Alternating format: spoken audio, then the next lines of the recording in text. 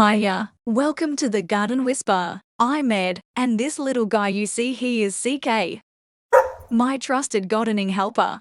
Today, my name is Ed, and you're watching Hot Ones.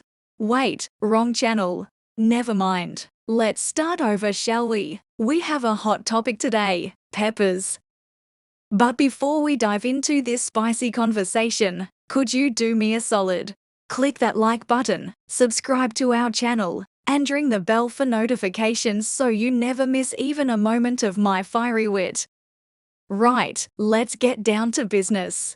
A brief history of peppers. These fiery little fellas have quite the history with us humans. Did you know that we've been munching on chili peppers since at least 7500 BC? That's right, they're among the oldest cultivated crops in the Americas, domesticated as early as 5000 BC in Mexico. Now here's a fact for the pub quiz. Christopher Columbus was one of the first Europeans to encounter chilies. He stumbled upon them in the Caribbean during his voyage to the New World in 1492. He got a bit mixed up and thought they were a kind of pepper, hence the name chili pepper has stuck around like a stubborn weed. Columbus might have got it wrong, but he did bring them back to Europe. From there, these spicy explorers traveled the world, revolutionizing cuisines in distant lands like India, Thailand, and Korea. Now, on to the botany bit. Chilies belong to the capsicum species and are cod-carrying members of the nightshade family. Sounds ominous, doesn't it? There's a tremendous diversity in this family. Over 10,000 varieties of peppers, sprouting from 5 domesticated capsicum species: Annuum, Bacatum, Chinense, Frutescens, and the most obscure, Pubescens.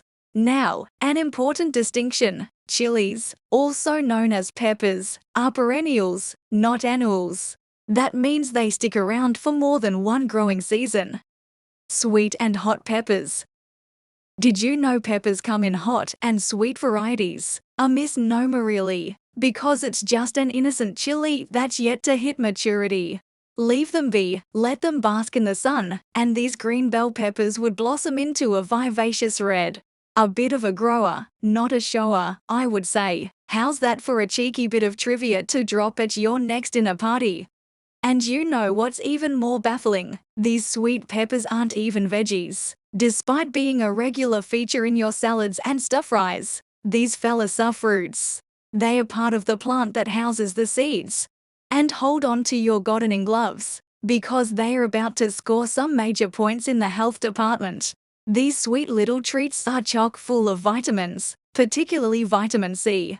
Would you believe that a medium-sized red bell pepper holds over 150% of your daily recommended intake of vitamin C? Now, that's a nutrient-packed punch.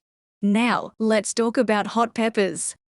The heat in hot peppers comes from a compound called capsaicin. This little molecule doesn't mess around. Its potency can be influenced by a range of factors including the climate and specific strain of the pepper. What's the hottest pepper on record? That title currently belongs to the Carolina Reaper, according to the Guinness Book of World Records. This beast of a pepper averages a Scoville heat unit rating of over 1.5 million, with some individuals reaching over 2.2 million SHUs. That's not something you'd want to find in your curry unannounced.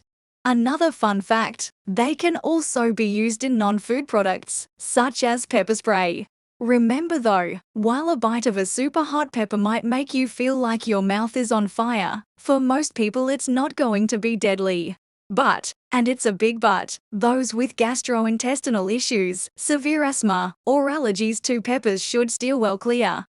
When it comes to ultra-hot peppers, always exercise caution. And for you spicy food rookies out there, start slow and build up your tolerance. There's no rush. The world of spicy foods isn't going anywhere. Now let's dive into the practical bit: how to start your very own pepper garden. First things first, peppers are a bit fussy about the weather. They are not fans of the cold, so they need a warm, sunny spot to thrive. They are technically perennials, but they might only last through the spring and summer season, depending on where you live. So now, let's decide what peppers to grow. For those dipping their toe into the gardening world, sweet peppers are a great place to start. How about pimiento peppers? Known to some as cherry peppers, these little fellas are sweet, very mild, and the secret ingredient in stuffed olives. Or maybe try gypsy peppers. They mature early and have a slightly fruity tang. But perhaps you're after a bit of a challenge, something that can bring some heat. In that case, hot peppers are your pick. In the cooler, damp northwest, you might want to try resilient varieties like jalapenos or poblanos. The sweltering southwest, with its dry heat, is ideal for serrano, habanero, or ají peppers. Heading to the northeast with its hot, humid summers and cool springs, jalapenos, cayenne peppers, and Hungarian wax peppers will enjoy this climatic roller coaster. The hot, humid southeast suits datil peppers, a Florida favorite, cayenne, Tabasco peppers, and even the world record-holding Carolina Reaper. And you know what? You can start your pepper garden with seedlings from a nursery or grow them from seeds. It's all up to you. Now, peppers are sun worshippers, so choose a sunny spot, whether that's on a balcony in your flat or in your back garden. Container gardening works well if you're short on space. If you have more room to play with, you'll need to prepare the soil. You'll remove the ground cover. That's your grass, by the way, and add quality soil amendments, things like compost or manure that can give your soil a nutritional boost. And don't forget to evict any weeds that might want to crash your pepper party. Now, you're almost set. But we can't forget about feeding our plants. Fertilizer, whether it's natural or synthetic, is essential. Peppers need nitrogen to thrive, so ensure your chosen fertilizer can do the job. Caring for your pepper plant. So, you've chosen your variety of pepper, picked out a sunny spot, and you're ready to sow your seeds. If you're using harvested seeds, make sure they've fully matured. Seeds are tiny, but oh boy, they need room to grow. Too many in one spot and you're in for a bit of a muddle. Don't be shy about thinning out some roots to give your fledgling peppers space to thrive. And don't forget to treat your seeds to regular soil amendments for that vital nutrition boost. Picking hot peppers can be a bit of a hazard. The capsaicin that gives them their heat can cause skin irritation, so it's often recommended to wear gloves while harvesting them. From this point, prepare to be amazed as your peppers should start growing faster than CK devours his dinner. Remember to prune some leaves off the plants to make way for more fruit. In our case, those delightful peppers. A bit like Goldilocks, peppers need their watering just right, not too much, not too little.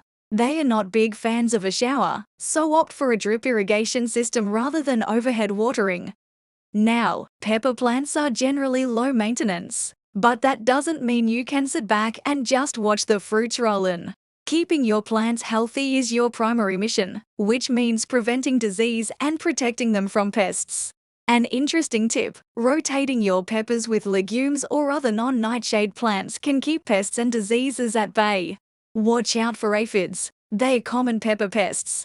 When the weather turns cold, your peppers don't have to freeze. Bring them indoors and they'll be easy to care for, bringing a touch of summer to your home all year round.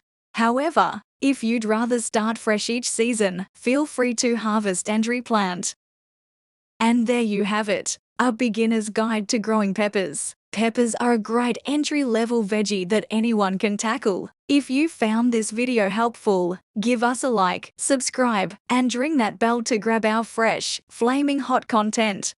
I'm keen to hear from you. What's your favorite type of pepper to grow? Have you dared to eat a Carolina Reaper? Or maybe you have some growing tips of your own to share. Leave your comments below. So, until next time, happy growing and cheerio!